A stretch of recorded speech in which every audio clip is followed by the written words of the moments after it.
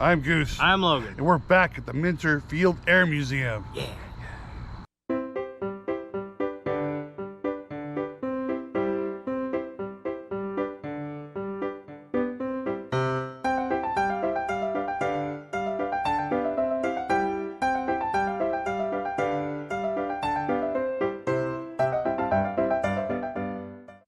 So we're back doing part 2 of this video.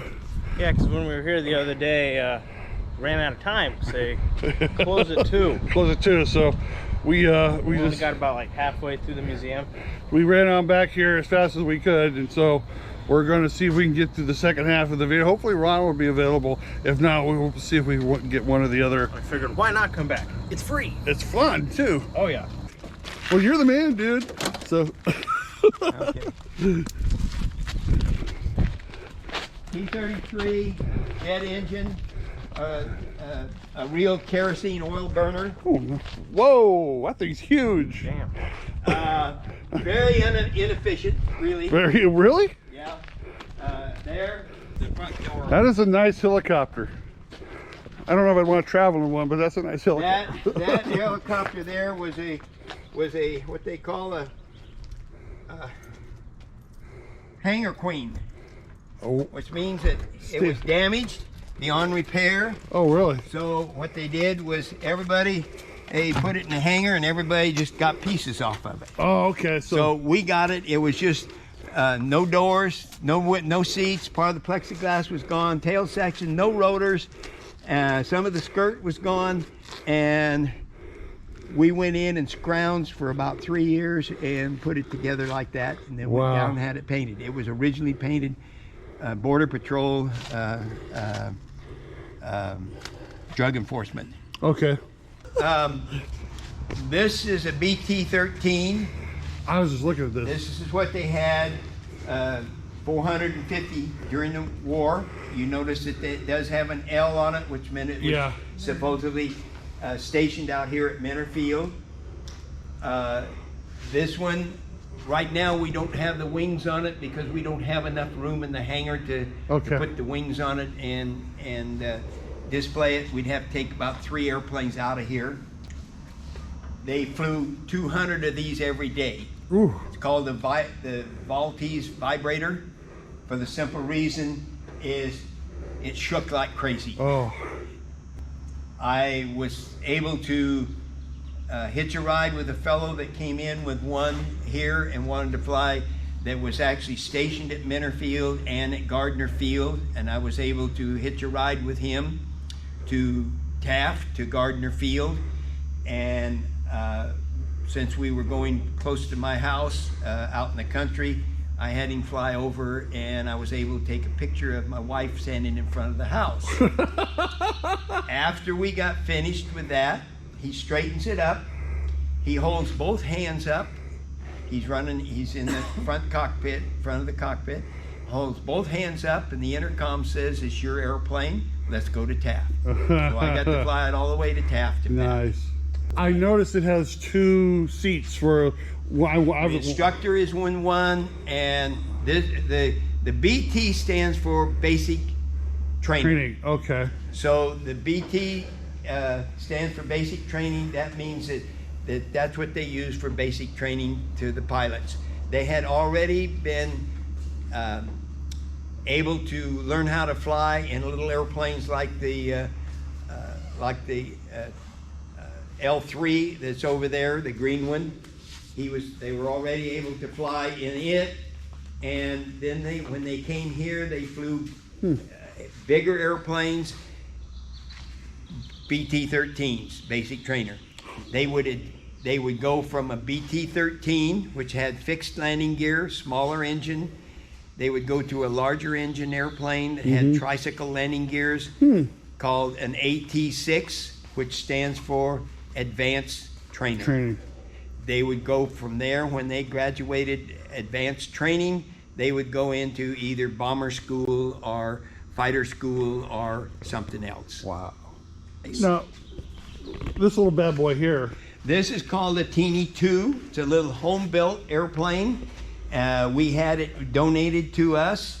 Has a Volkswagen engine. Happens to have a a Harley Davidson carburetor on it because it's gravity flow. Volkswagen carburetor would not work gravity flow, so they had to do a Harley Davidson carburetor in it. It's got lots of hours in it, but he came to us painted green. The gentleman said that we could repaint it whatever color we wanted, and we decided that we would paint it to match its big brother, BT13.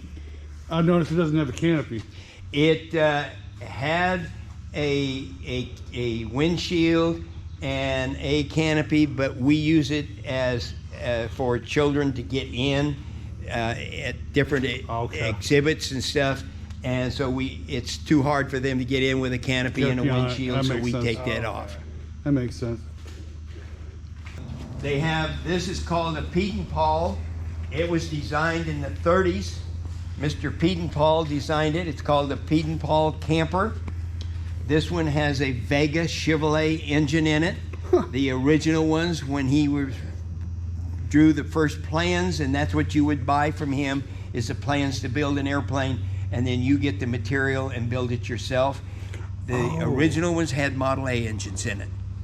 Really? We've got 2 girls in Bakersfield that are actually building one, and they have already acquired a Model A engine that they're going to actually build it as original as they can build. They're 14 and 16. Really? Really? Yes. Wow. So they're learning how to, I guess, design or build planes. Yeah. This is a Clark tug.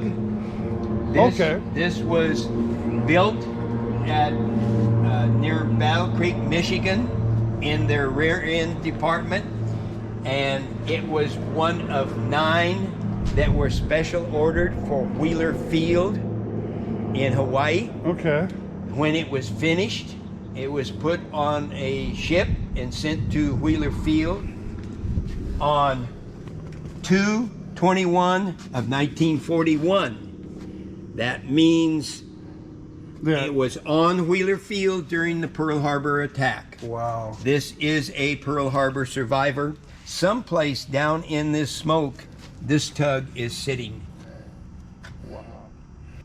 And it came out pretty much undamaged. Well, we don't know what all they did to it afterwards, but we have a sneaking idea that it was brought back here after the attack on a ship that returned after taking supplies over there, brought to Minter Field and used at Minter Field until the end of the war. It was sold to a cotton gin company, one of the large ones, that used it to pull cotton trailers during ginning during cotton season. And then it was taken and used at a wrecking yard until they closed the wrecking yard, and the son donated it to the museum. And we were able to get the actual documents from Clark, which were on microfilm. Whoa. And to clarify that it was a Pearl Harbor survivor. It runs. We use it to pull airplanes now. Okay. That's what I was just about to ask. It was originally used to pull airplanes. It pulled airplanes to move them without having to have a pilot in it. You'll feel that nice soft fender. They weigh about 500 to 600 pounds a piece. So there's over 1,000 pounds of fender right here. They had that because if they hook up to a bomber with full of fuel and full of bombs, if it's not heavy in the back, the tires will just spin and they won't go anyplace. Mm-hmm. So this is a Pearl Harbor survivor. We use it anytime we pull airplanes out to the strip. We can pull anything that they can bring in. It runs so slow that you hardly can walk that slow. Really? It's got gears. You can speed it up, but what I mean, it is you can just crawl with it. You figure if you're pulling that much weight, Logan, you don't want to go that fast. Yeah. That is a DR-1. That's a Red Baron, a replica of a World War I tri-wing. If you know, on the bottom of the lower wing, Mm-hmm. There is an axe handle Oh, on the yeah, tip. yeah, right there. Because they had a tendency to ground loop, and if they came in too fast, these airplanes had no brakes. Ooh. Oh, so it was like a makeshift brake. Yes. Okay. Some of the history, it had no brakes. The engine was mounted, the crankshaft was mounted solid to the engine, to the airplane, which meant all the pistons, the whole engine rotated with the propeller. So it took 2 Germans to pull it through to start it. Had no starter. Wow. It also ran 1 speed, wide open. Had no way Really? to throttle it back down. So They lined up the way they wanted to take off. They would have Germans holding it to keep it from rolling. They would start the engine soon as it warmed up and everything. He was ready to go. He'd shake his head and he would take off. Wow. The only way he could slow down in the air was shut the engine off. But he had to start it before the engine stopped turning. Oh, jeez. When he came in to land, as soon as he got ready to land, he would shut the engine off, hope that the tree didn't come to him before Wow. he could stop. So then he would turn the airplane, keep turning it so it would make circles, and that's when it would drag the wingtip, and the mechanics put that axe handle on there to keep from tearing up the wingtip. Okay. If you'll notice, the guns are right in the I was top, just about to ask you that. and right in front of the guns is the Propeller, yeah. I was just about to ask you Okay, that. so what would happen if you kept on the machine guns? You would shoot your propeller. Oh, yeah. The Germans were the first ones to come with an interrupter that would block the trigger from shooting when the propeller was in front of the machine guns. Wow. The Allies, which included us, tried everything that we could think of to do it, and until one of these crashed, and we found out it had an electric interrupter in there, they had an advantage to us. Yeah. Okay. We had a call here from Cal State one time. A girl called and said, "We hear you have a German DR-1 there." Mm-hmm. And says, "Yes, we do." She says, "Can we take pictures of it?" He says, yes, you can." They came out here. She came out with 2 other girls. They were both from Germany, Okay. and the Red Baron was related to them. Oh, wow. And they took pictures. They wanted pictures of The that to yeah. send home. Okay. If you'll notice the large flag up there, your viewers can count the stars and see how many are there. Count them, Logan. It's 48. 48 stars. Yeah. This is What? from World War II. This is a World War II flag, Pre-Hawaii and Alaska. Alaska, yeah. Hawaii and Alaska. And I asked the public, has you ever watched Hawaii 5-0, and could you tell me why it's called Hawaii 5-0? Well, So it was the 50th state, or That's correct. yeah. together? I believe both Alaska and Which verse? Hawaii were they were inducted into the states Real close together. very close together the That's same like year. right at the beginning of the 50s. Yeah. Did you know that there is a 49-star flag? Really? Is a 49-star flag. Yeah, when You probably will never find one, or you'll find one in a museum, but there was designed and there were some made a 40-star flag, a 49-star flag. That's probably because they were produced only in such a short time span. There wasn't many That's right. made. Yeah. The single place here is a Turner single place. The wings fold up. The wings fold up? The wings fold up. You can put it on a trailer and take it home. If you look in the corner, you'll see a Turner 2, which is a 2-place. Oh, And the okay. wings are folded up on it. Okay, so we just The rolling over the here. same designer. Oh, yeah, look at this. They got it's like they turned the. It's like they turned They it. pull out and turn and on a universal. Whoa. That's. I've never seen this before. I know I've always have heard that the wings could fold up, but I've never seen it like this before. And he must have. I'm going to presume he must have done that with the wings in order to help transport them. Take it home at night to save the $300 or $200 for hangar rent. Just take up less space.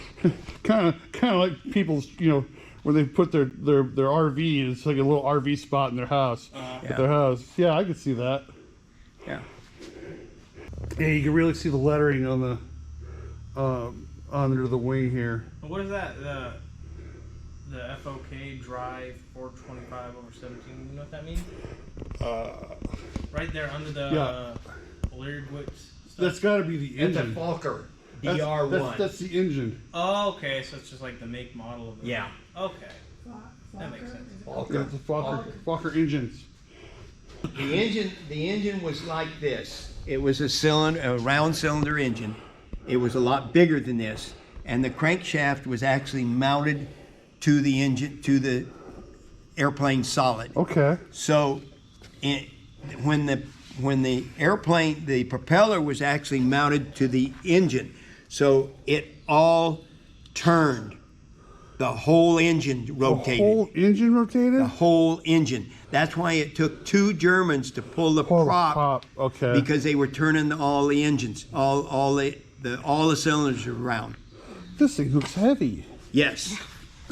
I mean, That's why when they would shut the engine off, the propeller would run for a long time because you've got a lot of centrifugal force. yeah.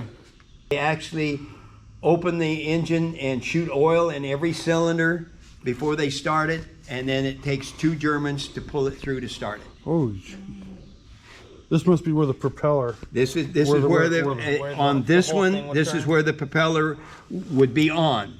This would be where it was mounted to the airplane on the DR1.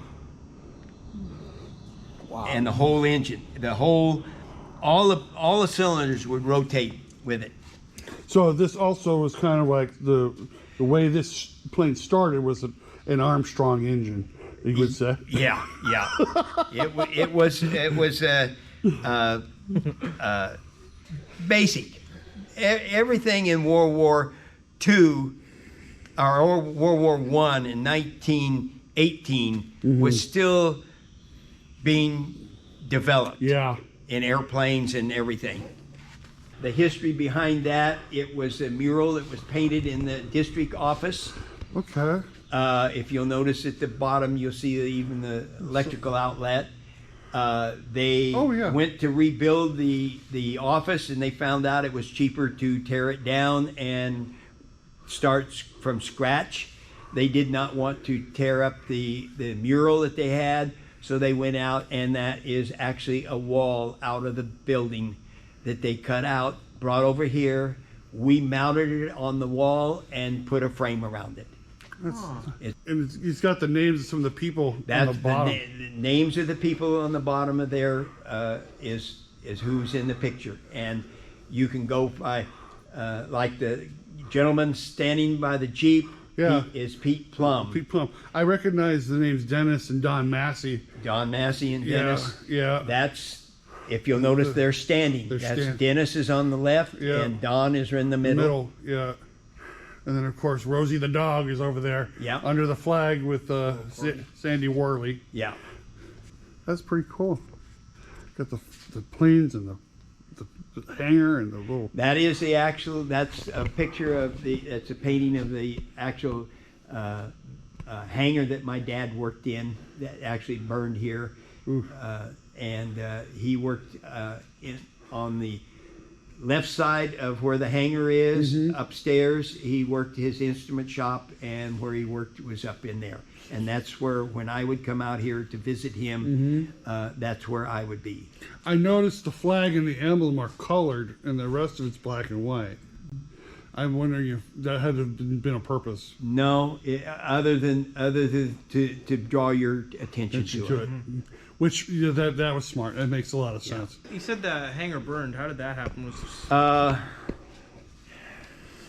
We used it for our hangar. We had a Swift in there. We had a Stinson Voyager in there, and at the later years they rented it out to a gentleman that was building spas, and because it was a huge building, and what he did was we have theory, but for some reason it caught fire.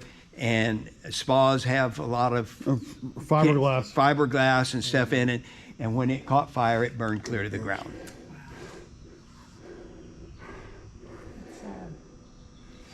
And of course, we've got the pipe in front of it, but that's an aircraft ready board. Yeah, I've seen one of these. I never exactly knew what they were. I knew they were. That was to tell the status of the aircraft. Okay.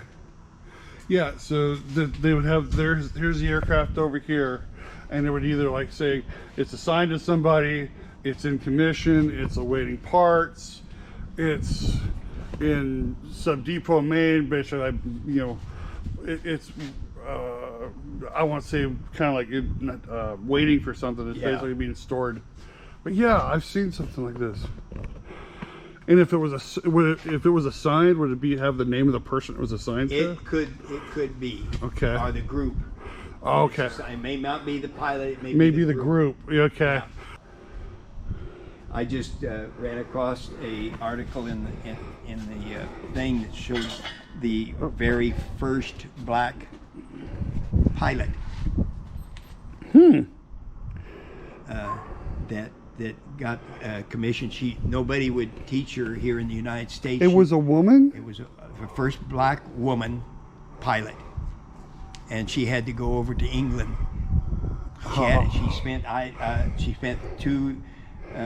4 or 5 months learning how to speak French,